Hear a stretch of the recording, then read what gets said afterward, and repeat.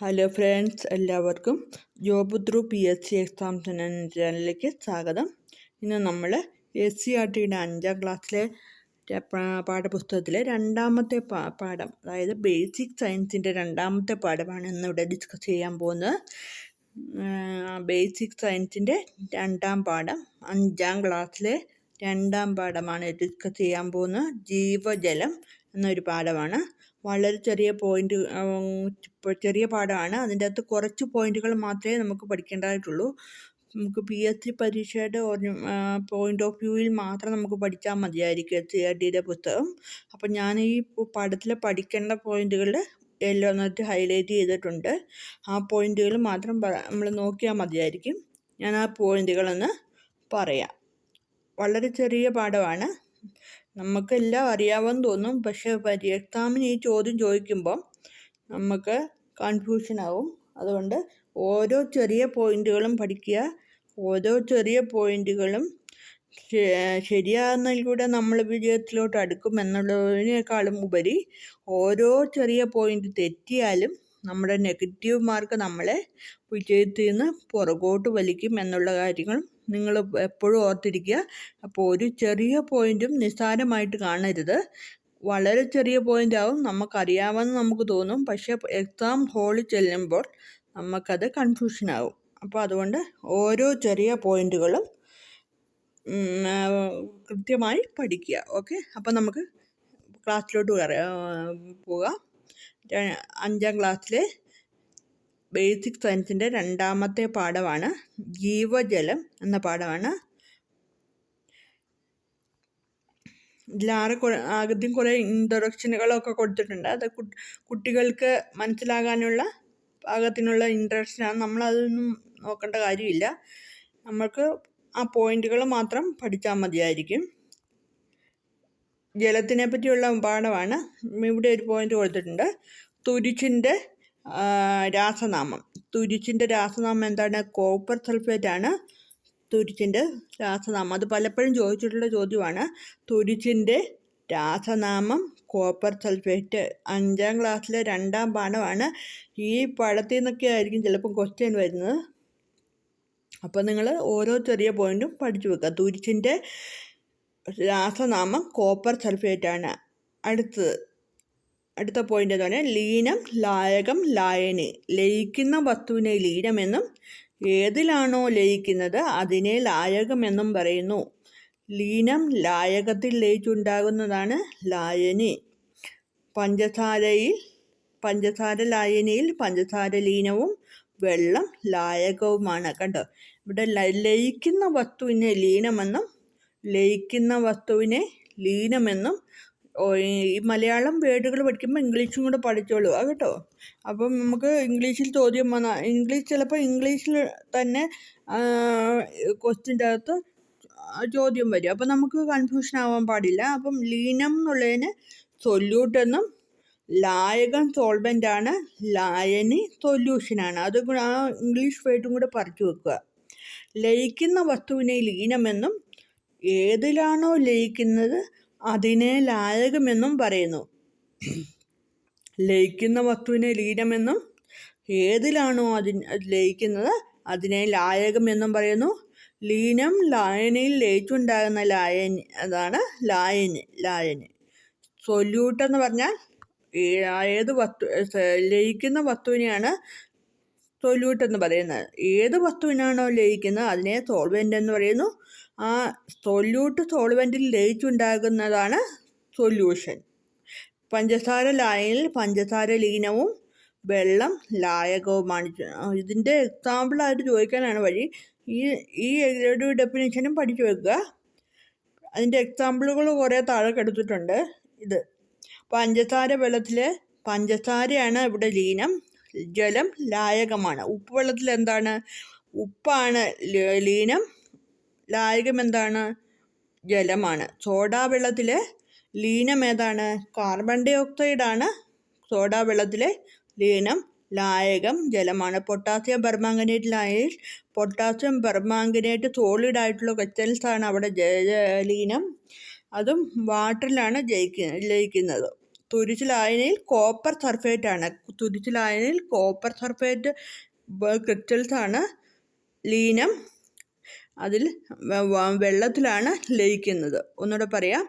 പഞ്ചസാര വെള്ളത്തിൽ, പഞ്ചസാര ജലത്തിൽ ലയിക്കുന്നു. പഞ്ചസാര അവിടെ ലീനവും ലായകം ജലവുമാണ്. ഉപ്പ് വെള്ളത്തിൽ ഉപ്പ് ലീനവും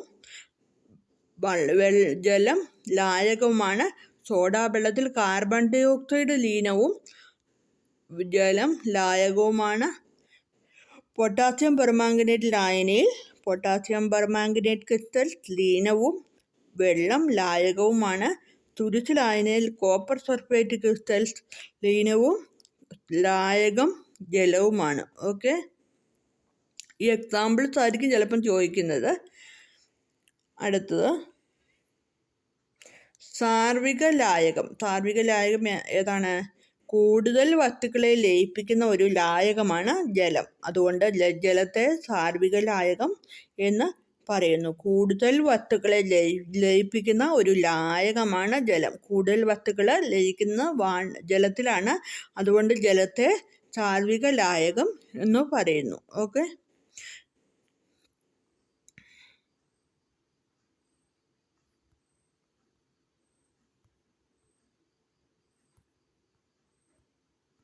ഇതൊക്കെ ചെറിയ കുട്ടികൾക്ക് മനസ്സിലാകാൻ പാകത്തിനുള്ള എക്സ്പ്ലനേഷനാണ്. അതൊന്നും നമ്മൾ നോക്കേണ്ട കാര്യമില്ല. നമ്മൾ ആ പോയിന്റുകൾ മാത്രം പഠിച്ചാൽ മതിയാകും. ഞാൻ ആ പോയിന്റുകൾ മാത്രമേ പറയുന്നുള്ളൂ. നിങ്ങളത് മാത്രം നോക്കിയാൽ മതിയാകും. വളരെ ചെറിയ പാഠമാണ്. കുറച്ച് പോയിന്റുകൾ മാത്രമേ ഉള്ളൂ ഇപ്പോൾ പാഠത്തിൽ. അടുത്തത് ഇവിടെ ഒരു 2 പോയിന്റ് ഉണ്ട്. ഭൂമിയുടെ ഉപരിതല വിസ്തീർണത്തിലെ 1/2 ഭാഗവും ജലമാണ്.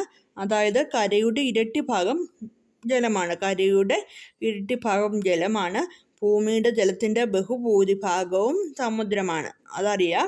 പക്ഷേ ഇവിടെ ചോദിക്കുന്ന ആ ഒരു പെർസെൻറ്റേജ് ആയിരിക്കും ചോദിക്കുന്നത്. ശുദ്ധജലത്തിന് എത്ര പെർസെൻറ്റേജാണ്? ഈ 5ാം ക്ലാസ്സിലെ 2ാം പാഠത്തിൽ നിന്നുള്ള ഈ ചെറിയ ഒരു പെർസെൻറ്റേജ് ആയിരിക്കും നമ്മളെ ചിലപ്പോൾ 1 മാർക്ക് കളയുന്നത്. അത് നിങ്ങൾ ചിന്തിക്കുക. 1 മാർക്ക് ചിലപ്പം ഈ ഒരു പോയിന്റിലായിരിക്കും പോകുന്നത്. 1 മാർക്ക് നമ്മുടെ ക്വസ്റ്റ്യൻ തെറ്റിയിട്ടുണ്ടെങ്കിൽ നമ്മുടെ അവിടെ നെഗറ്റീവ് മാർക്ക് വരുന്നുണ്ട്. ഓർക്കുക. ശുദ്ധജലത്തിൻ്റെ പെർസെൻറ്റേജ് 3.5% ഭൂമിയിൽ ശുദ്ധജലമുണ്ട്. സമുദ്രജലം 96.5% സമുദ്രജലമാണ്. ആ പെർസെൻറ്റേജ് മറക്കാതെ പഠിച്ചു വെക്കുക. ശുദ്ധജലം 3.5%മാണ്. ഭൂമിയിൽ 3.5% മാത്രമേ ശുദ്ധജലമുള്ളൂ. എന്നാൽ സമുദ്രജലം 96.5% സമുദ്രജലമാണ്. ശുദ്ധജലം 3.5%മാണ്.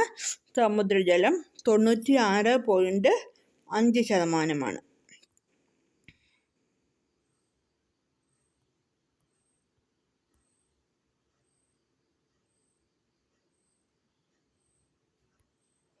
പിന്നെ ഇവിടെ കുറച്ച് പോയിന്റുകളുണ്ട്. ബാഷ്പീകരണവും സാന്ദ്രീകരണവും. ദ്രാവകങ്ങൾ ചൂടേറ്റ് ബാഷ്പമാകുന്ന പ്രക്രിയയാണ് ബാഷ്പീകരണം എന്ന് പറയുന്നത്. വാതകങ്ങൾ തണുക്കുമ്പോൾ ദ്രാവകമായി മാറുന്നതിന് സാന്ദ്രീകരണം എന്നും പറയുന്നു. ദ്രാവകങ്ങൾ ചൂടേറ്റ് ബാഷ്പമായി മാറുന്ന പ്രക്രിയയാണ് ബാഷ്പീകരണം. എന്നാൽ വാതകങ്ങൾ തണുക്കുമ്പോൾ ദ്രാവകമായി മാറുന്നതിന് സാന്ദ്രീകരണം എന്ന് പറയുന്നു. വെള്ളം നീരാവിയായി മാറുന്നത് എന്താണ്? ബാഷ്പീകരണമാണ്. നീരാവി വെള്ളമായി മാറുന്നത് സാന്ദ്രീകരണത്തിനും ഉദാഹരണമാണ്. വളരെ സിമ്പിളാണ്, പക്ഷേ നമുക്ക് തെറ്റാൻ പാടില്ല. അതുകൊണ്ട് ഇതും പഠിക്കുക. ദ്രാവകങ്ങൾ ചൂടേറ്റ് ബാഷ്പമായി മാറുന്ന പ്രക്രിയയാണ് ബാഷ്പീകരണം. വാതകങ്ങൾ തണുക്കുമ്പോൾ ദ്രാവകമായി മാറുന്നതിനെ സാന്ദ്രീകരണം എന്ന് പറയുന്നു. വെള്ളം നീരാവിയായി മാറുന്നത് ബാഷ്പീകരണത്തിനും നീരാവി വെള്ളമായി മാറുന്നത് സാന്ദ്രീകരണത്തിനും ഉദാഹരണമാണ്. പിന്നെ ജലസംരക്ഷണ മാർഗങ്ങളൊക്കെയാണ് പറഞ്ഞിരിക്കുന്നത്. മഴക്കുഴി, കയ്യാല, തട്ടുകളായി ചേർന്നുള്ള ഭൂമി, തടമെടുക്കൽ. അതൊന്നും നമ്മൾ നോക്കേണ്ട കാര്യമില്ല. അതൊക്കെ കുട്ടികൾക്ക് മനസ്സിലാകാൻ പാകത്തിനാണ് അതൊക്കെ എക്സ്പ്ലെയിൻ ചെയ്തിരിക്കുന്നത്. സിൽപോളിൻ ജലസംഭരണി, മഴവെള്ള സംഭരണി, മഴവെള്ളം കിണറിലേക്ക്, അതൊന്നും നമുക്ക് നോക്കേണ്ട കാര്യമില്ല. അപ്പോൾ അത്രയും കാര്യങ്ങളേ ഉള്ളൂ ഈ രണ്ടാമത്തെ പാഠത്തിൽ. നമുക്ക് പഠിക്കേണ്ട കാര്യങ്ങൾ മാത്രമേ ഞാൻ പറഞ്ഞിട്ടുള്ളൂ. അത്രയും കാര്യങ്ങൾ നമ്മൾ നോക്കിയാൽ മതിയായിരിക്കും. പക്ഷേ ആ പഠിക്കുന്ന പോയിന്റുകൾ കൃത്യമായിട്ട് പഠിക്കുക. ചിലപ്പോൾ ആ ഒരു പോയിന്റിനായിരിക്കും നമ്മൾ ജോലിയിലേക്ക് അടുക്കുന്നത്. ഓക്കെ, അപ്പോൾ ആദ്യം തൊട്ട് നമ്മൾ ഈ പാഠത്തിൽ പറഞ്ഞ പോയിന്റുകൾ ഒന്നുകൂടെ പറയാം ആദ്യം തൊട്ട്. ഓക്കെ, അപ്പോൾ നമ്മളിന്ന് പറഞ്ഞത് 5ാം ക്ലാസ്സിലെ 2ാം പാഠമാണ് നമ്മൾ ഇന്ന് നോക്കിയത്. ജീവജലം എന്ന പാഠമാണ് നോക്കിയത്. വളരെ ചെറിയ പാഠമാണ്, കുറച്ച് പോയിന്റുകൾ മാത്രമേ ഉള്ളൂ. ഒന്നുകൂടെ പറയാം. ഇതിൻ്റെ അകത്ത് നമ്മൾ പഠിച്ച പോയിന്റുകൾ: കോപ്പർ സൾഫേറ്റ് ലായനിയുടെ തുരിച്ചിൻ്റെ രാസനാമം കോപ്പർ സൾഫേറ്റ് ആണ്. പിന്നെ ലീനം, ലായകം, ലായനി, സൊല്യൂട്ട്, സോൾവെൻറ്റ്, സൊല്യൂഷൻ.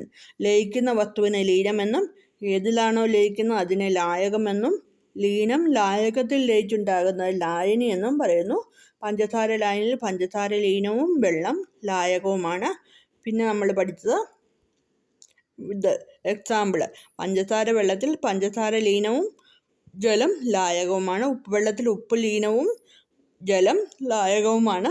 സോഡ വെള്ളത്തിൽ കാർബൺ ഡൈ ഓക്സൈഡ് ലീനവും ലായകം വെള്ളവുമാണ്. പൊട്ടാസ്യം പെർമാംഗനേറ്റ് ലായനിയിൽ പൊട്ടാസ്യം പെർമാംഗനേറ്റ് ലീനവും ലായകം ജലവുമാണ്. തുരിച്ച് ലായനിയിൽ കോപ്പർ സൾഫേറ്റ് ലീനവും ജലം ലായകവുമാണ്. പിന്നെ സാർവിക ലായകം പഠിച്ചു. കൂടുതൽ വസ്തുക്കളെ ലയിക്കുന്ന ഒരു ലായകമാണ് ജലം. അതുകൊണ്ട് ജലത്തെ സാർവിക ലായകം എന്ന് പറയുന്നു. പിന്നെ പഠിച്ച പോയിന്റ്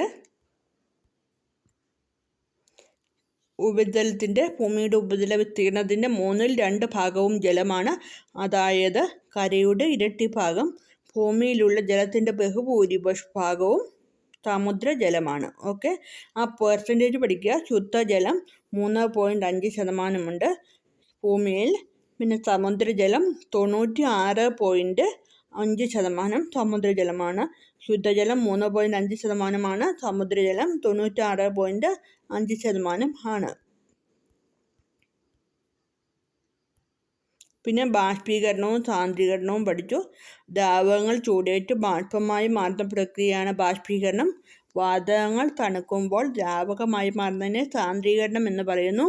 വെള്ളം നീരാവിയായി മാറുന്നത് ബാഷ്പീകരണത്തിനും നീരാവി വെള്ളമായി മാറുന്നത് സാന്ദ്രീകരണത്തിനും ഉദാഹരണമാണ്.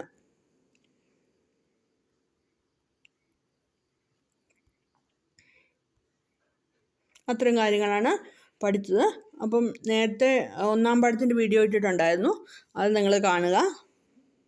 വീണ്ടും എൻ്റെ വീഡിയോകൾ കാണുക. ഓക്കെ, അഭിപ്രായങ്ങൾ എന്തെങ്കിലും ഉണ്ടെങ്കിൽ പറയുക. എൻ്റെ ചാനൽ സബ്സ്ക്രൈബ് ചെയ്തിട്ടില്ലെങ്കിൽ സബ്സ്ക്രൈബ് ചെയ്യുക, ബെൽ ബട്ടൺ ക്ലിക്ക് ചെയ്യുക. ഓക്കെ, അപ്പോൾ ഇന്നത്തെ ക്ലാസ് വൈൻഡപ്പ് ചെയ്യുകയാണ്. Thank you.